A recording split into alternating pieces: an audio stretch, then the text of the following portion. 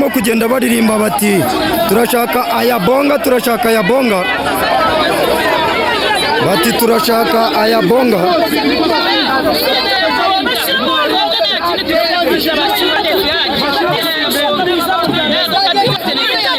Mbese murabona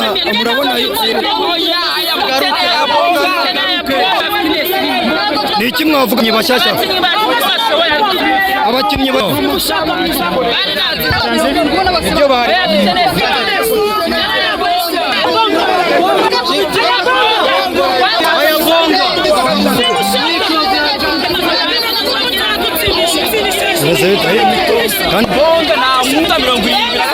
bivuze bimana Koroneli nta kintu ashoboye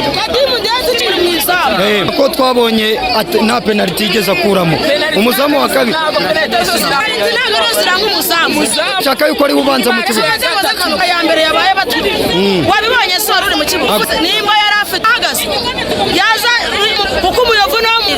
bamushakira umuntu umuganga ngo ni ikihe gisubizo cyangwa ngenzi dushakira umuzamu muzi kuko kuyonzavira ubuzi arambabaje ngo niyo babatsindiye izi ni match eshatu staff technique urayivuga iki nta wasi wegenda kugera imbaraga bamugarure niba adashaka guhereza abafana wa Rayon Sports ngende ikirenge bamushyire mu okisaba kubera ko bamuhaye menshi ahubwo ari murakoze umufana muri iyo ngembo nazagenda nawe baranyemera ko naje nese ziranje ibitego bisa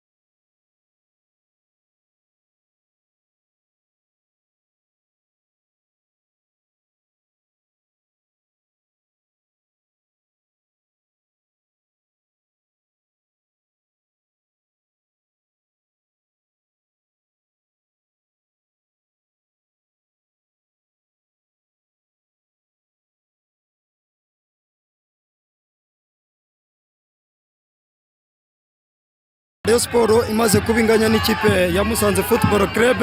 Murababona rero aba n'abakinnyi bamaze kuba